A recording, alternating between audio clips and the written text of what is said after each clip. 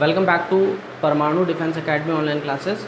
और last topic हम लोग रीड आउट कर रहे थे a short trick to learn Mughal rulers. Mughal rulers को लर्न करने की शॉर्ट ट्रिक। तो उसमें हमने आपको शॉर्ट ट्रिक बताई थी भाजी सब्जी फॉर माँ साहब। इसमें हम दो मुग़ल रूलर्स के बारे में पढ़ चुके थे, बाबर एंड हुमायूं के बारे में हम स्टडी कर चुके थे, ठीक है ना। अब हम फर्दर स्टडी करेंगे जो आगे के मुग़ल रूलर्स हैं और क्या क्या उनका टाइम पीरियड है, क्या फीचर्स रहे, उस पर हम चर्चा करते हैं, ठीक है। तो अगला मुग़ल रूलर इसमें आता है दैट इज़, ठीक है, ए स्टैंड्स फॉर अकबर। अगला मुग़ल रूलर आता है अकबर। अकबर का टाइम पीरियड है 1556 से लेके 1605 तक, ठीक है। मुग़ल बादशाह अकबर के टाइम पीरियड ब्यूटीफुल मॉन्यूमेंट्स बने थे और मुग़ल वास्तुकला इन्होंने इंट्रोड्यूस कर दी थी पूरी तरह भारत में। इन्होंने अफ़गान आर्किटेक्चर पे प्रतिबंध लगा दिया था और मुग़ल आर्किटेक्चर दोबारा शुरू करवाया। और इनके टाइम पीरियड की सबसे पहली इमारत इनके पिता का मकबरा था, दैट इज़ हुमायूंस टूम, जो कि दिल्ली में बना है। एंड जब अकबर गुजरात जीतता है तो गुजरात जीतने की खुशी वो चाहता था कि कुछ इस तरह सेलिब्रेट हो कि पूरा विश्व उसको याद रखे। इसीलिए इन्होंने अपने शहर फतेहपुर सीकरी में स्थापित करवाया, दैट इज़ बुलंद दरवाज़ा। और इसको आप भारत का हाईएस्ट डोर या टॉलेस्ट डोर कहते हो, बुलंद दरवाज़ा।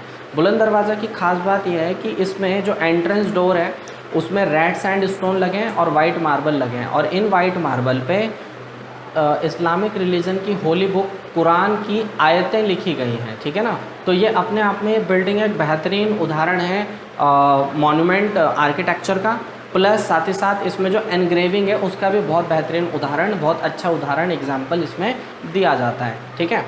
अकबर का शासन 50 साल चला और अकबर के टाइम पीरियड में एक पॉलिसी इंट्रोड्यूस हुई थी कॉल्ड मनसबदारी पॉलिसी। मनसबदारी पॉलिसी ये कहती थी कि राजा महाराजा अपना राज्य, अपना साम्राज्य चला सकते हैं under a single flag called Mughals, और कुछ राजपूत इसके अगेंस्ट थे। तो आधा राजपूताना जब अलग हो जाता है पृथ्वीराज चौहान के आधा राजपूताना जब अलग हो जाता है महाराणा प्रताप के नेतृत्व में और मुगल्स के नेतृत्व में अकबर थे। तो अकबर का जो सबसे बड़ा दुश्मन माना गया था दैट इज़ महाराणा प्रताप। तो महाराणा प्रताप वॉज दैट राजपूत जिन्होंने अकबर के खिलाफ हल्दी घाटी का युद्ध लड़ा था, और एक गौरवशाली जो इन्होंने युद्ध किया था वो आज भी भारतीयों के दिल में मौजूद है, ठीक है ना। और आप में से बहुत से जानते भी हैं महाराणा प्रताप के बारे में, और बिगेस्ट एनिमी ऑफ अकबर आप मान सकते हो, ठीक है ना। अकबर ने भी सेवरल बैटल्स लड़ी हैं और उन युद्ध को जीता भी है। इवन ऐसा भी माना जाता है कि अकबर ने अपने ही बेटे जहांगीर के खिलाफ भी युद्ध लड़ा था और उसने जहांगीर को हराया भी था, ठीक है ना। बट इतिहास के पन्नों में इसका कहीं ज़्यादा डिटेल डिस्क्रिप्शन नहीं है, ठीक है। दूसरी बात, हम ऐसा मान सकते हैं कि जो अकबर थे, अकबर चाहते थे कि उनका जो उत्तराधिकारी बने उसमें वैसे ही क्वालिटीज़ हों जैसे अकबर में हो, लेकिन जहांगीर में ऐसी क्वालिटीज़ नहीं थी। तो अकबर नहीं चाहता था कि जहांगीर कभी राजा बने। लेकिन जब 1605 में अकबर की मृत्यु होती है तो मृत्यु के अंतिम क्षणों में अकबर की जो वाइफ थी, 100 क्वींस थी अकबर की, 100 रानियाँ, तो अकबर की रानियाँ या बेगम चाहती थी कि अगला जो राजा बने, अगला मुग़ल किंग बने, वो जहांगीर बने। इसीलिए वो सब समर्थन देती हैं कि बड़े बेटे जहांगीर को ही क्या बनाया जाए, राजपाट उसको दिया जाए, ठीक है। एक पॉइंट और बेहतरीन पॉइंट है, ऐसा भी आप समझ सकते हो। हिंदूज़ पे एक टैक्स लगाया जाता था, जो टैक्स हिंदूज़ पे लगाया गया था इस टैक्स को आप कहते थे जजिया टैक्स। जजिया टैक्स का मतलब होता था हिंदू यात्री कर। अगर कोई भी हिंदू ट्रैवल कर रहा है अपनी यात्रा, धार्मिक यात्रा करने के लिए, तो मुग़ल गवर्नमेंट को टैक्स पे करता था, और इसी टैक्स को आप जजिया टैक्स नाम से जानते हो। लेकिन जिस टाइम पीरियड में अकबर को ये बात पता चली कि अननेसेसरीली ये जजिया टैक्स वसूला जा रहा है, अकबर परमिशन नहीं भी ग्रांट करता था तब भी जो मुग़ल सैनिक होते थे वो वसूलते थे और हैवी टैक्स लेते थे। मान लेते हैं कि अमाउंट रखी गई होगी उस टाइम पीरियड में, अकबर की करेंसी होती थी लाइक सबसे छोटी करेंसी होती थी दिनार, देन उसके बाद आप कहोगे इलाही, शहनशाही, ठीक है ना। तो उस टाइम पीरियड में शहनशाही ली जाती थी लोगों से, मतलब जो सबसे टॉप करेंसी होती थी ना वो लिया जाता था। जैसे आज की डेट में सबसे टॉप नोट भारत का क्या है, 2000 रुपये का नोट है, तो समझ लो ऐसे ही हैवी अमाउंट लिया जाता था और वो टैक्स सरकार तक पहुंचता ही नहीं था, वो अकबर तक आता ही नहीं था। अकबर विज़िट करता है अपने नगर में और वो देखता है कि लोग गलत तरीके से अकबर के नाम पे टैक्स वसूल रहे हैं। तो दैट टाइम जलालुद्दीन मोहम्मद इन्होंने टैक्स बैन करवा दिया, समस्त भारत में जजिया कर बंद हो गया। जब जलालुद्दीन मोहम्मद ने टैक्स बैन करवाया तो हिंदू लोग बड़े खुश हुए और हिंदू लोग मुग़ल राजा की रिस्पेक्ट करने लगे, इज़्ज़त करने लगे। और जब हिंदू लोगों ने इज़्ज़त करी तो हिंदुओं ने जलालुद्दीन मोहम्मद को प्यार से कहा अकबर। अकबर का मीनिंग है द रिस्पेक्ट। क्लियर? आगे बढ़ते हैं। फिर आते हैं जे। जे स्टैंड्स फॉर जहांगीर, अकबर के बेटे जहांगीर। जहांगीर का टाइम पीरियड चला 1605 से 1627 तक। जब जहांगीर राजा बनते हैं तो जहांगीर जिस समय राजा बने तो पेंटिंग्स अपने टॉप पिक पर थी, चित्रकारी पेंटिंग्स अपनी टॉप पिक पर थी, ठीक है। और इस टाइम पीरियड में ब्यूटीफुल मुग़ल मॉन्यूमेंट्स भी बने, ठीक है, ब्यूटीफुल मुग़ल मॉन्यूमेंट्स बने।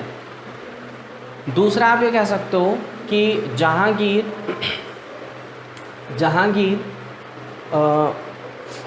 वो राजा था जो वर्चुअल उत्तराधिकारी माना गया था, क्योंकि 1611 में जहांगीर ने विवाह कर लिया था नूरजहान के साथ। और जब जहांगीर का विवाह नूरजहान के साथ होता है दैट पर्टिकुलर टाइम नूरजहान इनसे मांग लेती हैं इनका राजपाट, ठीक है। वो कैसे मांगती है वो मैं आपको बताता हूँ। जब न्यू मैरिज होती है जहांगीर और नूरजहान की, तो नूरजहान जहांगीर के लिए फूड बनाती हैं, सूप बनाती हैं। और जहांगीर बड़ा खुश होता है कि उनकी वाइफ ने उनके लिए कुछ बनाया है, कुछ फूड बनाया है। तो जहांगीर ऐसे ही बोल देते हैं, मांगो आप क्या मांगती हो। तो नूरजहान मांग लेती हैं पूरा मुग़ल साम्राज्य, मुग़ल एडमिनिस्ट्रेशन। और राजा अपने वचन का पक्का था तो इसीलिए वो पूरा मुग़ल एडमिनिस्ट्रेशन किसके हाथ में दे देता है, नूरजहान के हाथ में दे देता है। मतलब ऑर्डर्स अब नूरजहान के चलते थे, ऑर्डर्स नूरजहान देती थी और उनको एग्जीक्यूट करवाने का काम जहांगीर करते थे। जहांगीर जिस समय लिखते थे पुस्तक, तो इनकी पुस्तक थी तुजू के जहांगीरी। और तुजू के जहांगीरी नाम की इस पुस्तक में इन्होंने साफ साफ लिखा है कि I have sold my kingdom to my beloved for a cup of soup and a dish of wine. तो ये पर्टिकुलर सेक्शन बताया गया था फॉर जहांगीर।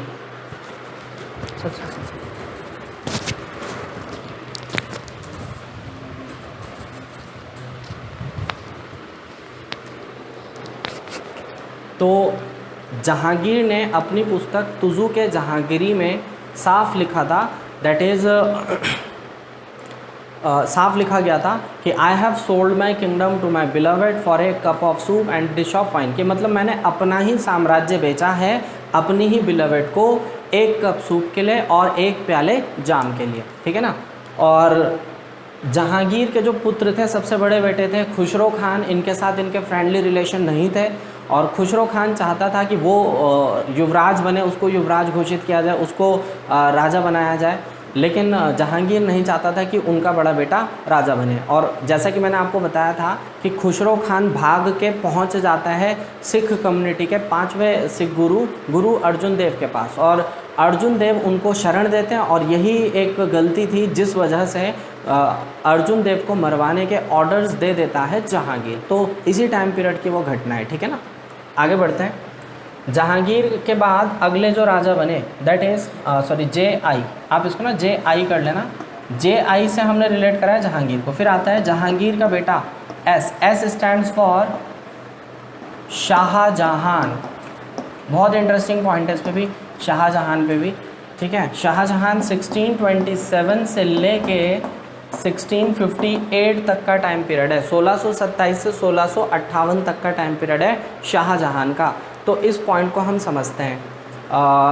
जो शाहजहां थे, शाहजहां के ओरिजिनल नेम था खुर्रम, और इनकी जो मदर थी वो थी आप जहांगीर की फर्स्ट क्वीन की बात करते हो, दैट इज़ मानबाई। तो इस समय मानबाई थी इनकी मदर। और जहांगीर ने जब दूसरा विवाह किया नूरजहां से, तो नूरजहां खुर्रम की स्टेप मदर मानी जाती थी, सौतेली माँ मानी जाती थी, और ऑर्डर्स एडमिनिस्ट्रेशन नूरजहां संभालती थी। तो खुर्रम ने अपनी आंखों से देखा था कि किस तरह जहांगीर ने उनके बड़े बेटे, जहांगीर ने अपने ही बड़े बेटे खुसरो खान को भरे दरबार में जहर दे के मार दिया था। खुर्रम इस बात को जानता था कि बड़े भाई को जब जहर दे के मार दिया तो छोटे को भी शायद ऐसा हो सकता है, फ्यूचर में ऐसा हो सकता है। उसको ये बात उसके माइंड में थी। दैट टाइम जब खुर्रम को एक काम सौंपती है नूरजहां कि उनको दक्षिण भारत जाना है, साउथ इंडिया जाना है, और वो साउथ इंडिया की बैटल दक्कन का क्षेत्र जीत के ही आना है। खुर्रम के सामने कंडीशन रख दी जाती है कि जीत के ही आपको लौटना है। लेकिन जब खुर्रम को ऐसा कंडीशन देखी तो खुर्रम घबरा जाता है कि अगर वो हार गया, वो बैटल जीत नहीं पाया, तो कहीं खुसरो की तरह भी तो उसको जहर नहीं दे दिया जाएगा। खुर्रम बड़ा घबरा जाता है और घर छोड़ के भाग जाता है। पूरी मुग़ल आर्मी खुर्रम का पीछा करती है और ढूंढते ढूंढते उसको साउथ इंडिया पहुंच जाती है। दक्षिण भारत से पकड़ा जाता है खुर्रम, और खुर्रम को आगरा में पेश किया जाता है जहांगीर के समक्ष। जहांगीर को बड़ा गुस्सा आ रखा था कि उसका बेटा भाग गया और पूरी आर्मी, मुग़ल आर्मी उसके ढूंढ में लगी है, सारा काम धंधा छोड़ के सब मुग़ल आर्मी खोज में लगी है। तो दैट टाइम जहांगीर बड़ा उसको पनिश करने के कोशिश कर रहा था। लेकिन जब आता है खुर्रम तो सडनली अपने पिता से माफ़ी मांग लेता है, हाथ पैर जोड़ लेता है, पैर पकड़ लेता है।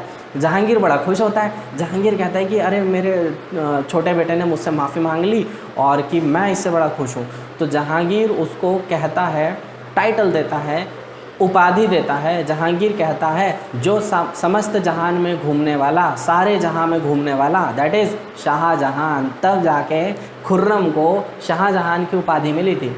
और जब शाहजहां घोषित कर दिए गए कि यही अगले मुग़ल उत्तराधिकारी बनेंगे, तो इन्होंने 1627 में अपने पिता की मृत्यु के बाद इन्होंने राजपाट संभाला, और इनको वास्तुकार राजा कहा गया क्योंकि इन्होंने बहुत सुंदर सुंदर इमारतें बनाई, जिसमें से ताजमहल, दिल्ली लाल किला, जामा मस्जिद, ठीक है, और भी बहुत सारे मॉन्यूमेंट्स हैं जो शाहजहां के नाम हैं। ठीक है, दिल्ली का लाल किला, जामा मस्जिद हो गया, मोती मस्जिद हो गया, ठीक है, और ताजमहल। तो ऐसे सुंदर इमारतें इन्होंने बनाई जो आज मिसाइल बन चुकी हैं। यूनेस्को की वर्ल्ड हेरिटेज साइट में रजिस्टर्ड है ताजमहल, जो कि एक पेंटाडोम आर्किटेक्चर है। और ताजमहल जब इन्होंने बनाया तो इन्होंने अपनी वाइफ की याद में बनाया था, और बहुत सी इस पर कहानियाँ हैं कि 22,000 मज़दूर लगे थे और उनके हाथ कटवा दिए थे। लेकिन इतिहास इस बात को कहीं ना कहीं नेगलेक्ट करता है।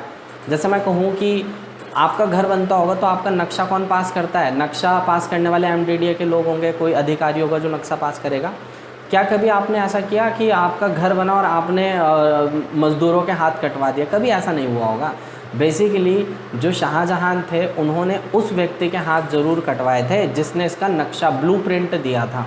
तो ताजमहल का जब नक्शा आया, ब्लूप्रिंट आया, तो उस टाइम पीरियड में शाहजहां ने इन दोनों उस्ताद के हाथ कटवाने के आदेश दे दिए थे। इनका नाम था उस्ताद ईसा खान एंड उस्ताद अहमद लाहौरी, जिन्होंने ब्लूप्रिंट नक्शा दिया था। अब नक्शा शाहजहां के हाथ में था, शाहजहां ने कहा मैं खुद बना लूँगा, नक्शा तो मेरे पास है ही। तो इसीलिए आदेश देता है कि ऐसा दोबारा ना बने, इसीलिए इनके हाथ कटवा दिए जाएँ। और इसको दो तरीके से देखा गया, एक पॉजिटिव एक नेगेटिव। अगर आप पॉजिटिव इतिहासकार हो तो पॉजिटिव तरीके से देखा, वो मैं बताता हूँ पॉजिटिव तरीका क्या होता है। और अगर आप नेगेटिव इतिहासकार हो तो आप नेगेटिव तरीके से देखोगे। तो जिन्होंने नेगेटिव तरीके से देखा उन्होंने इतिहास में यही लिखा कि शाहजहां ने 22,000 मज़दूरों के हाथ कटवा दिए थे जिन्होंने ताजमहल बनाया, और उनके भी हाथ कटवा दिए थे जिन्होंने इसका नक्शा दिया था। तो ये तो धारणा थी उन लोगों की जो नेगेटिव सोच, नेगेटिव नकारात्मक विचारधारा रखते हैं, उनकी सोच थी। लेकिन अगर सकारात्मक विचारधारा सोचें तो उसमें मैं आपको बताता हूँ क्या था। पॉजिटिव ये था कि जब शाहजहां के हाथ में वो नक्शा आया, शाहजहां बड़ा खुश हुआ। शाहजहां ने कहा आप मांगो, क्या मांगते हो? तो उन वास्तुकारों ने, उन आर्किटेक्ट्स ने अपनी मेहनत का मेहनताना मांगा, पैसा मांगा। तो दैट टाइम शाहजहां ने उनको इतना पैसा दिया कि ऑफिशियली हाथ कट गए। ऑफिशियली हाथ कटने का मतलब भैया काम क्यों करेंगे जब ऑफिशियली हाथ कट गए, इतना पैसा मिल गया, काम करने की ज़रूरत ही नहीं। तो इतिहासकारों ने इसको गलत तरीके से लिख दिया या बयान कर दिया, जबकि ऐसा नहीं था। ठीक है, अगर हम कहें तो पॉजिटिव ही माना जाता है कि हाथ कटे ज़रूर थे, लेकिन ऐसे वाले नहीं कि सही में हाथ काट दिया। ये बेसिकली काम करने की ज़रूरत नहीं थी, शाहजहां पे इतना पैसा था। दैट टाइम शाहजहां ने 68.5 बिलियन डॉलर्स की इमारत बनाई है, जिस समय 1653 में बनकर तैयार हुआ, 1653 में। उस टाइम लोग अठन्नी, इकन्नी, फूटी कौड़ी, चवन्नी ये सब देखते थे, है ना। जो भारत में लोग इकन्नी, दुकन्नी, अठन्नी देखते थे, उस समय राजा ने 68 बिलियन डॉलर्स खर्च कर दिए थे। तो आप सिर्फ आइडिया लगा सकते हो कि कितनी बड़ी अमाउंट खर्च करी थी। इवन ताजमहल का जो गार्डन है उसमें चंदन के वृक्ष लगे हैं, और एक एक पेड़ की कीमत 8-8 लाख रुपए से शुरू होती है, और अच्छी क्वालिटी का पेड़ होगा तो 16 लाख रुपये से शुरू होता है चंदन का पेड़। तो मान लीजिए कि करोड़ों के पेड़ तो सिर्फ इसके गार्डन्स में ही लगे हुए हैं। और ये एक पेंटाडोम आर्किटेक्चर है, इस तरीके से डिज़ाइन हुआ था कि इसके जो 4 गुंबद हैं वो बाहर की तरफ गिरेंगे। कभी भूकंप आएगा या अर्थक्वेक आएगा तो वो गुंबद बाहर गिरेंगे, अंदर की तरफ नहीं गिरेंगे। तो इसमें एक सोची समझी टेक्निक शाहजहां ने यूज़ करी थी। दूसरा, शाहजहां ने इसको कुछ इस तरह डिज़ाइन किया कि लोग उसको हमेशा याद रखें। अगर आप में से कोई ताजमहल विज़िट करा हो या कभी गया हो तो वो देखेगा कि जब आप ताजमहल के लिए एंट्रेंस डोर में जाते हो, आप एंट्री लेते हो, तो एंट्री लेते समय ताजमहल आपको ज़रा सा दिखेगा, इत्तू सा नज़र आएगा। लेकिन जैसे जैसे आप ताजमहल के पास जाते रहोगे, ताजमहल बड़ा होता जाएगा और आप इत्तू से होते जाओगे ताजमहल के सामने। तो कहने का मतलब ये है कि शाहजहां सोचता था कि जैसे जैसे आप उस ताजमहल के पास आओगे तो ताजमहल बड़ा होगा, like the heart of Shah Jahan, Shah Jahan के दिल के समान। जैसे शाहजहां का दिल बहुत बड़ा था, एक मकबरा बनाने के लिए उसने इतना खर्चा कर दिया। इतना खर्चा क्यों करा? क्योंकि उसका दिल बहुत बड़ा था, दैट्स वाई। तो इसको आप पॉजिटिव वे में देखोगे तो पॉजिटिव समझोगे, और नेगेटिव वे में देखोगे तो नेगेटिव समझोगे। इतिहास वही बयां कर पाता है जिसने कभी इतिहास देखा हो या उसको सही से एनालाइज करा हो। ठीक है, अगर गलत एनालाइज करेंगे तो गलत संदेश ही हम आगे भेजेंगे। ठीक है ना, आगे बढ़ते हैं। शाहजहां के बाद अगला आता है इसमें राजा। A stands for Aurangzeb. Aurangzeb 1658 से 1707 तक 2 मुग़ल राजा ऐसे हुए जिनकी ताजपोशी 2 बार होती है। एक तो थे हुमायूं, जिनकी ताजपोशी 2 बार हुई, एक बार 1530 में हुई थी और एक बार 1555 में हुई थी। उसी तरह औरंगज़ेब की भी ताजपोशी 2 बार कह सकते हो। क्यों, वो मैं रीज़न दे रहा हूँ। 1658 में औरंगज़ेब अपने ही पिता शाहजहां को बंदी बना लेते हैं और जेल भेज देते हैं। बंदी बना के जेल भेजने के पीछे रीज़न ये था, सिर्फ एक छोटा सा रीज़न था कि शाहजहां चाहता था कि वाइट ताजमहल के बगल में, यमुना नदी उस पार, ब्लैक मॉन्यूमेंट काला ताजमहल भी बने। शाहजहां को लगता था कि जो मुमताज़ की मृत्यु हुई है वो शाहजहां की वजह से हुई है, और अच्छाई और बुराई का जो एक सिंबल था, एक प्रतीक था, वो शाहजहां दिखाना चाहते थे दुनिया को, वर्ल्ड को दिखाना चाहते थे। इसीलिए शाहजहां वाइट ताजमहल बनाता है फॉर हर क्वीन मुमताज़, और वो चाहते थे कि वाइट ताजमहल में मुमताज़ की ग्रेव हो, और जो ब्लैक मॉन्यूमेंट बनेगा, काला ताजमहल बनेगा, उसमें शाहजहां की ग्रेव हो। शाहजहां ने 1653 में ताजमहल बना के रेडी कर दिया, और 1653 के कुछ समय बाद शाहजहां ब्लैक मॉन्यूमेंट की नींव रखते हैं। मतलब यमुना नदी उस पार नींव, बुनियाद रख दी गई थी काले ताजमहल की।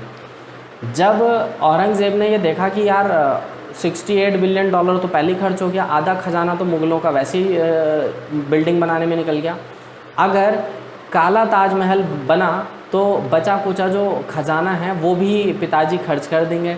औरंगज़ेब पूरी आर्मी को अपनी तरफ यूनाइट कर लेता है, क्योंकि ये सेना का सेनापति था, सेनाध्यक्ष था, तो ये पूरी आर्मी अपनी तरफ यूनाइट कर लेता है और एक ऑर्डर रिलीज़ करता है, मैं फादर गॉन मैड। वो कहते हैं कि शाहजहां पागल हो चुके हैं, इसीलिए उनको बंदी बनाना आवश्यक है।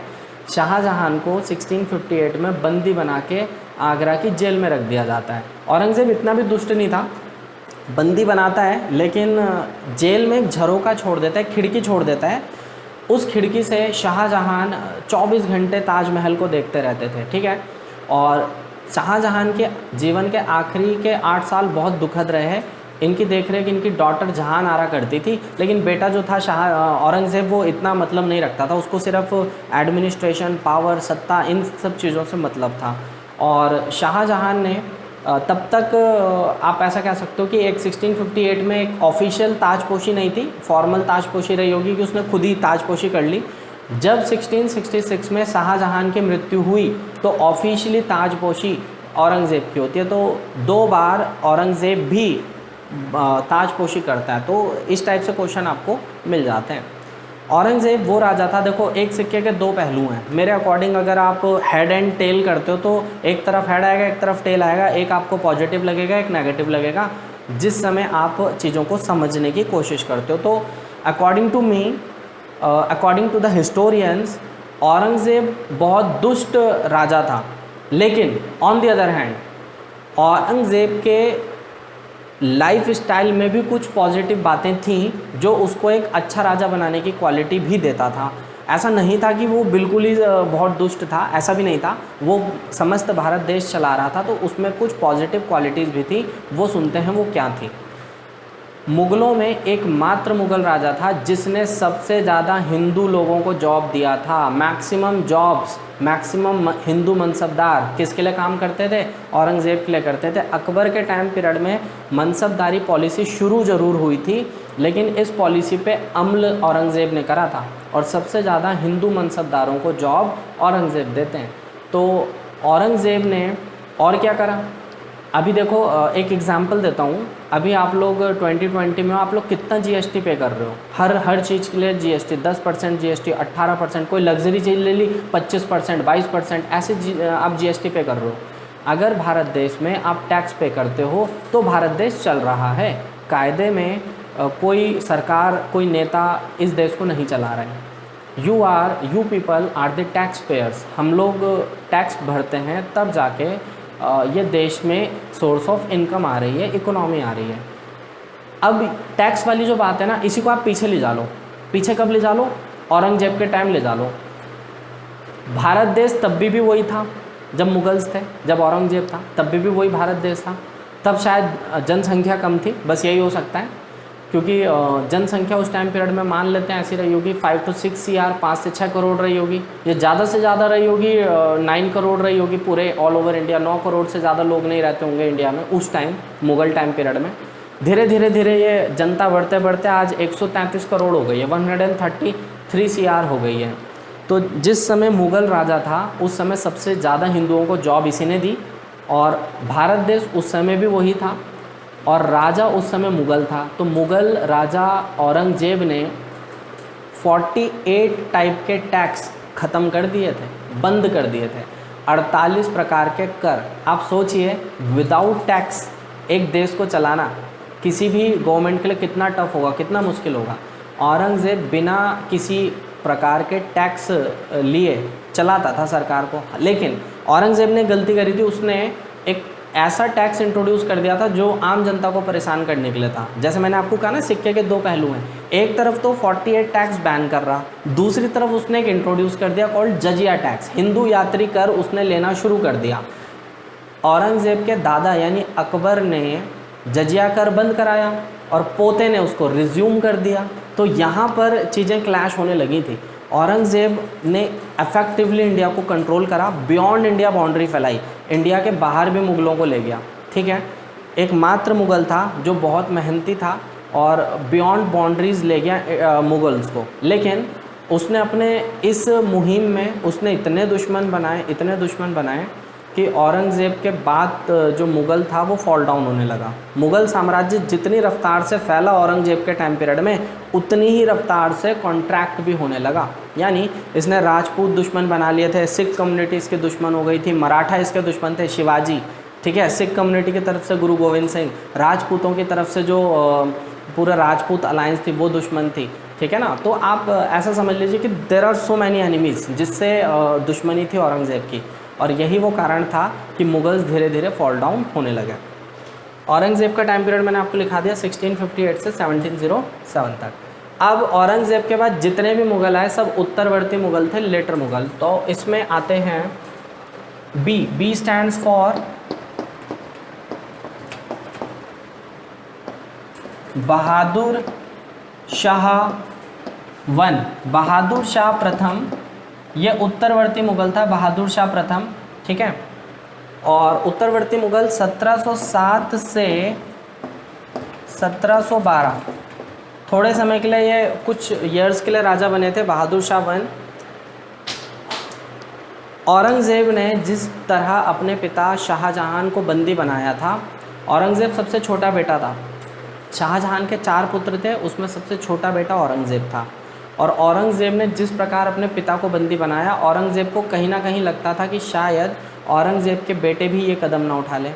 औरंगज़ेब के भी 4 बेटे थे, 4 बच्चे थे औरंगज़ेब के, और औरंगज़ेब को हमेशा इस बात का डर रहता था कि कहीं उसके बेटे भी तो ऐसा नहीं करेंगे उसके साथ, कहीं उसको भी बंदी ना बना लें। इसीलिए औरंगज़ेब पहले ही अपने 3 बेटों को जेल भेज देता है।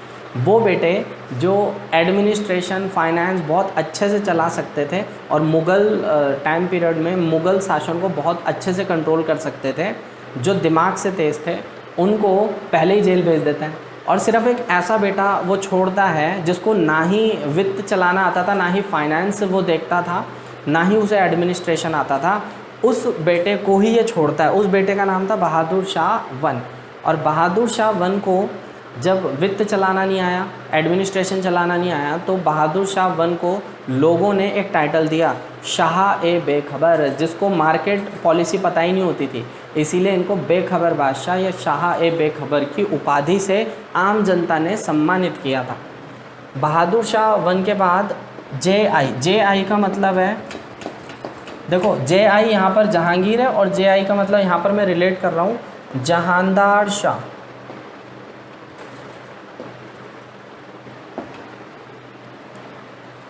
जहानदार शाह, तो जहानदार शाह का जो टाइम पीरियड आता है वो आएगा 1712 टू 1713, 1712 से 1713, थोड़े समय के लिए राजा बनता है जहानदार शाह। और जहानदार शाह को उसी का छोटा भाई मार देता है फर्रुखशियार, और फर्रुखशियार अगला मुग़ल किंग बनता है। Jahandar Shah was assassinated by his own brother, that is Farrukhsiyar. अगला आ जाइए इसमें फारूखशियार।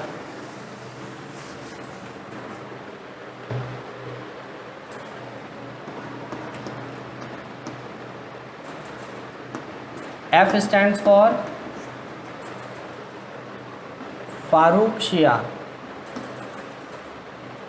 ठीक है।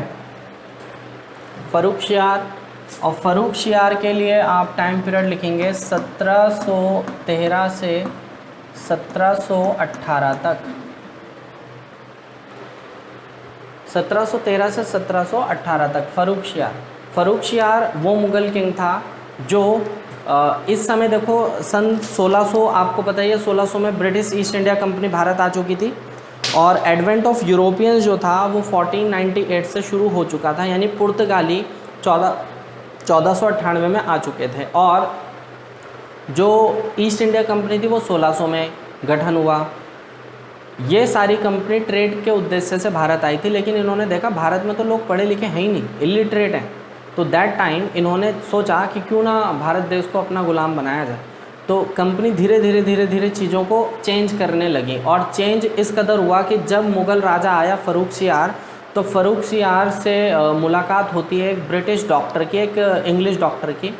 इस इंग्लिश डॉक्टर का नाम था डॉक्टर विलियम हैमिल्टन। तो जिस समय फर्रुखशियार को एक स्टमक प्रॉब्लम थी, पेट में की समस्या थी, तो वो दिखाता है इस डॉक्टर को, अपना मर्ज़ बताता है कि भाई मेरे को क्या बीमारी है, कैसा है ना। तो डॉक्टर समझ जाता है कि इसको ये पर्टिकुलर प्रॉब्लम है, और डॉक्टर इसका ट्रीटमेंट करता है फर्रुखशियार का। फर्रुखशियार बड़ा खुश होता है। फर्रुखशियार कहता है मांगो, आप क्या मांगते हो। जैसे राजा महाराजाओं के एक ट्रेंड होता था कि यार मांगो, आप कुछ भी मांग लो, हम तो सक्षम है, हम तो कैपेबल है, हम देंगे आपको। तो डॉक्टर विलियम हैमिल्टन मांग लेता है ब्रिटिश ईस्ट इंडिया कंपनी के लिए फ्री टैक्स ट्रेड, कर मुक्त व्यापार, कि मतलब राजा यानी जो फर्रुखशियार है वो दिल्ली में किसी प्रकार का टैक्स नहीं लेगा ब्रिटिश ईस्ट इंडिया कंपनी से जब ईस्ट इंडिया कंपनी ट्रेड करेगी। फर्रुखशियार वादा कर चुका था इसलिए वो पूरा करता है और दिल्ली में फ्री टैक्स ट्रेड अलाउ कर देता है। दिल्ली का राजा, जब मुग़ल राजा फ्री टैक्स ट्रेड अलाउ करता है तो बाकी के राजा कैसे उस बात को रिजेक्ट करते हैं। धीरे धीरे करके इंडिया में फ्री टैक्स ट्रेड होने लगा। अब ईस्ट इंडिया कंपनी राजा महाराजाओं को टैक्स पे नहीं करती थी और ट्रेड करती थी, व्यापार करती थी। हुआ ये कि जो अवध के नवाब होते थे वो नाराज़ होने लगे इस बात से। अवध के नवाबों ने कहा कि जब ब्रिटिश कंपनी ट्रेड कर रही है हमारे क्षेत्र में तो उसको टैक्स पे करना पड़ेगा। लेकिन आने वाले टाइम में यही वो कारण था कि ब्रिटिशर्स पे करना नहीं चाहते थे और अवध के नवाबों को चाहिए था टैक्स। तो यही वो कारण था कि 1757 में 1757 में पहली बैटल होती है। पहली बैटल 1757 में होने का जो बीज था वो इस टाइम पीरियड में बोया गया था। फारूकशियार अगर फ्री टैक्स ट्रेड ग्रांट ना करते तो शायद 1757 का युद्ध ना होता और 1757 का युद्ध ना होता, 1757 बैटल ऑफ प्लासी ना होता तो शायद ब्रिटिश कंपनी की हिमाकत ना होती कि वो भारत देश को गुलाम बनाए। ऐसे बहुत सारे लॉजिकल पॉइंट्स हैं, लेकिन इतिहास है, पॉइंट्स आते हैं, पढ़ने पड़ते हैं और वो एग्जीक्यूट करने पड़ते हैं, वो मजबूरी बन गई है ना।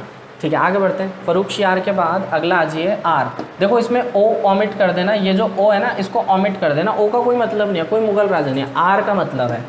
एफ के बाद सीधा आप आर लिखोगे, रफ़ीक उद दौला। रफ़ीक उद दौला, तो रफ़ीक उद दौला 1718, बस थोड़े समय के लिए राजा बनता है रफ़ीक उद दौला। ठीक है, रफ़ीक उद दौला, ऐसा कहते हैं कि जो मुग़ल राजा थे तो इन मुग़ल राजाओं के कुछ मंत्री होते थे, नोबल्स होते थे, और इन नोबल्स में दो ऐसे ब्रदर थे जिनको आप सैयद बंधु सैयद ब्रदर्स नाम से जानते हो, और इनको मुग़लों का किंग मेकर कहा जाता था, जो राजा बनाते थे अपने फ़ायदे के लिए। एक कुर्सी पे आपने एक ऐसा राजा बिठा दिया जो आपके लिए काम कर रहा, भाई आपको पैसा चाहिए, आपको कोई काम कराना है, तो वो सारी वर्किंग, सारा वो जो काम वगैरह होगा वो बेसिकली कौन देखेगा? राजा देखेगा। लेकिन वो कार्य किसके प्रति हो रहा है? वो कार्य हो रहा है फॉर दैट पर्टिकुलर पर्सन जो किंग्स बनाता था। आप इनको किंग मेकर्स कहते थे, ठीक है ना, किंग मेकर्स के लिए ये होता था। तो रफ़ीक उद दौला को किंग मेकर सैयद बंधुओं ने राजा बनवाया था अपने बेनिफिट के लिए। रफ़ीक उद दौला के बाद अगला आ जाता है इसमें एम।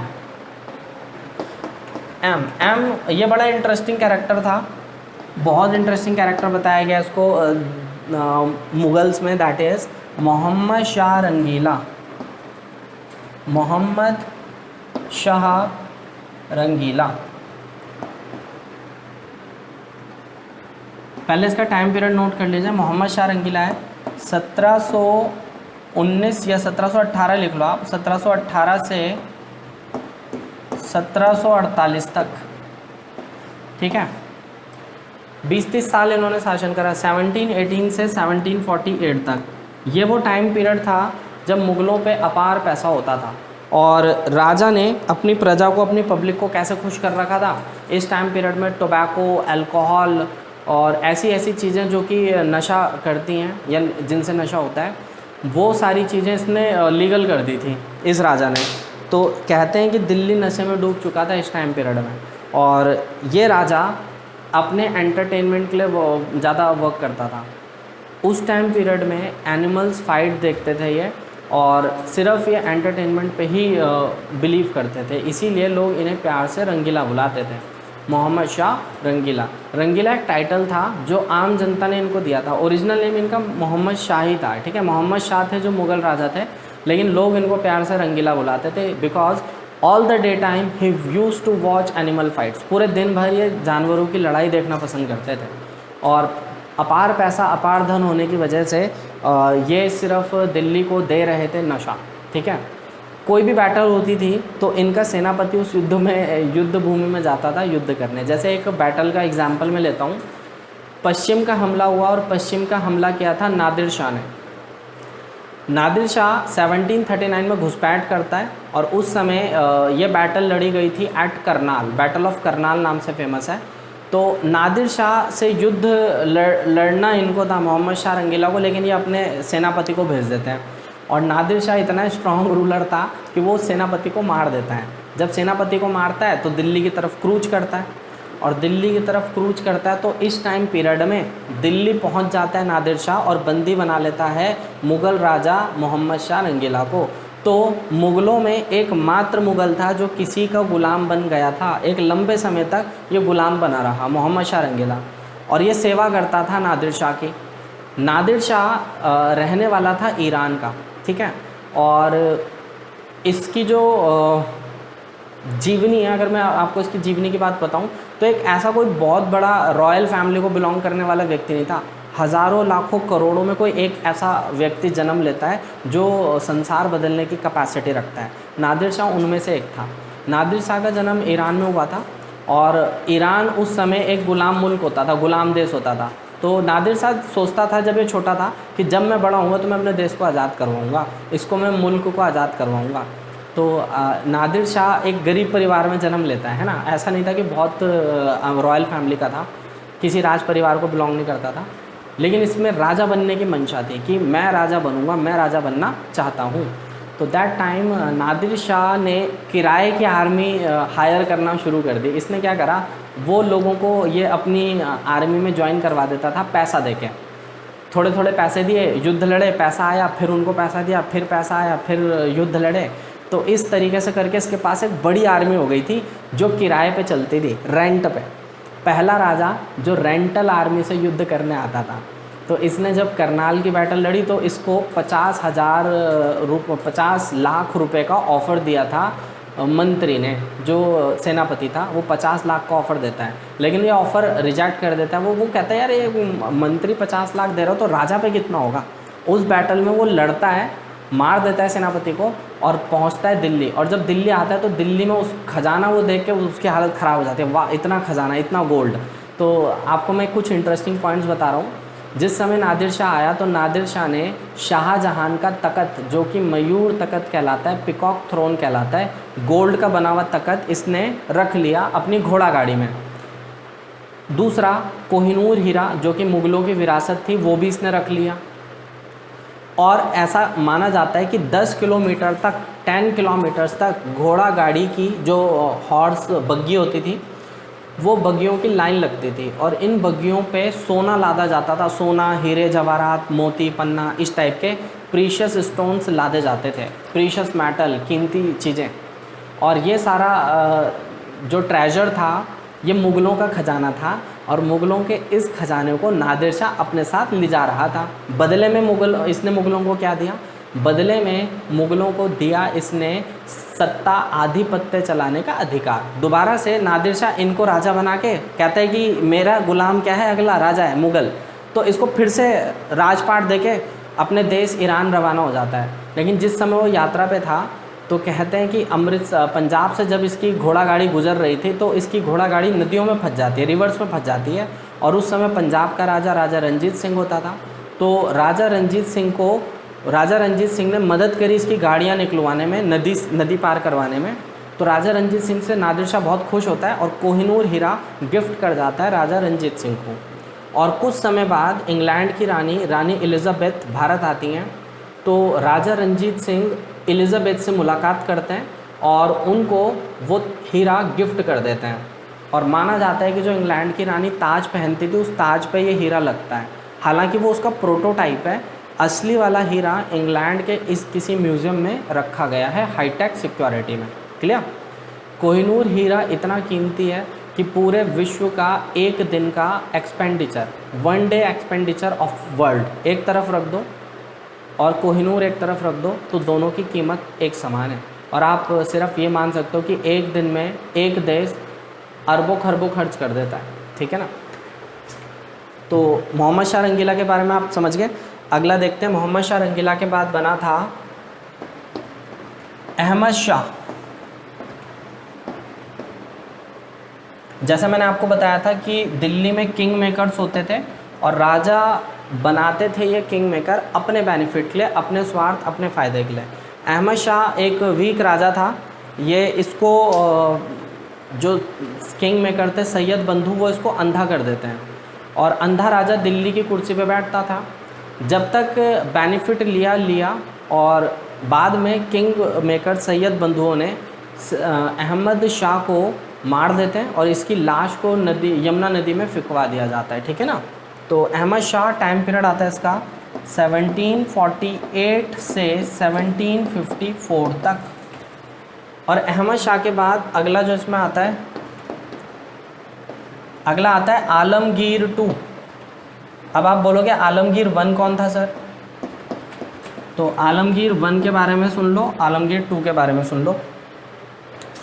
आलमगीर 1 औरंगज़ेब को कहते हैं। औरंगज़ेब खुद को पूरा, औरंगज़ेब का अगर मैं पूरा नाम लूँ तो औरंगज़ेब का पूरा नाम था मुहीउद्दीन मोहम्मद औरंगज़ेब आलमगीर।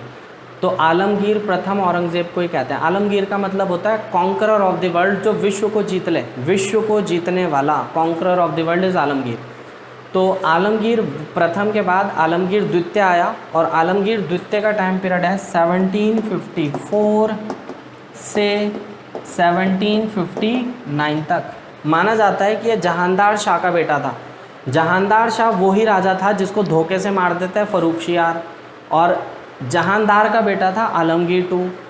कहीं ना कहीं सैयद बंधुओं को ये लगता था कि जहानदार के साथ गलत हुआ, रॉन्ग हुआ, और सैयद बंधु चाहते थे कि अब जहानदार का बेटा क्या बने, राजा बने। इसीलिए आलमगीर 2 को वो राजा बनवाते हैं, ठीक है। आलमगीर 2 के बाद अगला आ जाइए,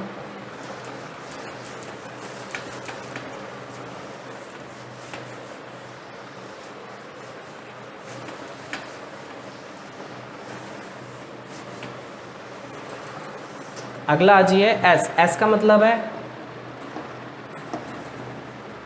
शाह आलम, शाह आलम, ठीक है। शाह आलम, शाह आलम, शाह आलम का टाइम पीरियड आएगा 1759 से 1807 तक, 1807 तक, ठीक है। शाह आलम, तो शाह आलम के बारे में सुन लेते हैं। शाह आलम वो मुग़ल राजा था जो मार देता है सैयद बंधुओं को और दोबारा से रिकैप्चर्ड करता है मुग़ल टेरिटरी। और शाह आलम के टाइम पीरियड एक फेमस बैटल लड़ी गई थी जिसको आप कहते हो 1761 बैटल ऑफ पानीपत 3, पानीपत का तृतीय युद्ध। और पानीपत का तृतीय युद्ध आप सबने देखा भी है, इस पर मूवी भी बनी है, और जिसमें बेसिकली पानीपत का तृतीय युद्ध जिसमें संजय दत्त है, अहमद शाह अब्दाली बना हुआ। पानीपत का तृतीय युद्ध लड़ा गया था बिटवीन मराठा एंड अहमद शाह अब्दाली, ठीक है। तो मराठाओं की तरफ से 2 शूरवीर थे जिनका नाम था सदाशिवराव एंड विश्वासराव। तो और इनकी बैटल थी अगेंस्ट अहमद शाह अब्दाली। अब्दाली ये अफ़गानिस्तान का राजा था जो ट्रेजर हंट के हिसाब से भारत आया था। इसको कहीं से पता चला था कि पैसा भारत में ज़्यादा है, और ये सिर्फ इस उद्देश्य से आया था कि ये दिल्ली के राजा को हरा के खजाना लेके जाए। लेकिन उस टाइम पीरियड की जो पॉलिटिक्स होती थी उसने अहमद शाह अब्दाली और मराठाओं को आपस में लड़वा दिया। तो जो मुग़ल राजा था इस टाइम पीरियड में शाह आलम, वो साफ साफ बच जाते हैं इस बैटल से, 1761 की इस बैटल से बच जाते हैं। और पानीपत के तृतीय युद्ध में अहमद शाह अब्दाली बुरी तरह हरा देता है मराठा अलायंस को। मराठा अलायंस के 2 शूरवीर खो जाते हैं, इनका नाम था सदाशिवराव एंड विश्वासराव, ठीक है। आने वाले टाइम पीरियड में बक्सर का युद्ध होता है 1764, और उस टाइम पीरियड में ट्रिपल अलायंस में इन्होंने अपना योगदान दिया था शाह आलम ने। और उसके बाद there are so many battles, बहुत सारी बैटल्स हुई हैं। एंग्लो मैसूर वॉर हुए हैं, एंग्लो मैसूर वॉर 1, 2, 3 एंड 4, ठीक है ना। और ये एंग्लो मैसूर वॉर होते थे between Tipu sultan and the triple alliance, ठीक है ना। तो इस टाइप से ये एंग्लो मैसूर युद्ध चलते थे। तो दैट पर्टिकुलर टाइम ये मुग़ल राजा होते थे, और इतिहास में इनका बस यही फीचर रहा है शाह आलम का, ठीक है। धीरे धीरे करके मुग़ल पावर कम होती चली गई, उत्तरवर्ती मुग़ल कुछ अच्छा परफॉर्म नहीं कर पाए, और आने वाले टाइम पीरियड में जो राजा आया that is Akbar two, Akbar द्वितीय,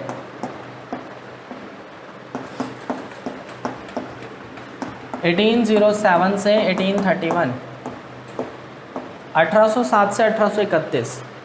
मुग़ल राजा अकबर टू, अकबर टू मुग़लों की आप ऐसा कह सकते हो कि जो वो थी खजाना था, पैसा था, वो धीरे धीरे सब समाप्त होता चला गया, पावर्स कम होती चली गई और चीज़ें इनके फेवर में नहीं थी।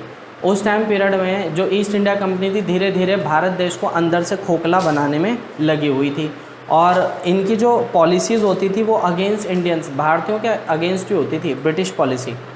और ऐसा माना जाता है कि एक टाइम ऐसा आया कि अकबर टू, अकबर द्वितीय जो थे, अकबर द्वितीय पेंशन पे आ गए थे। ईस्ट इंडिया कंपनी राजा को अब तनख्वाह देती थी, पेंशन देती थी और पेंशन से राजा अपना साम्राज्य चलाता था, ठीक है ना।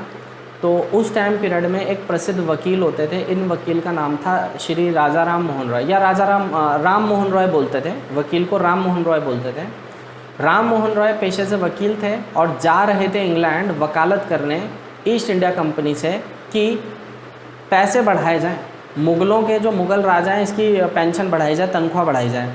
तो जिस समय इन राजा को पता चला कि भाई ऐसी कोई वकालत करने जा रहा है कोई वकील, तो इन्होंने राम मोहन रॉय को अपने दरबार बुलाया और बड़ा मान सम्मान करा और एक उपाधि दी, राजा की उपाधि।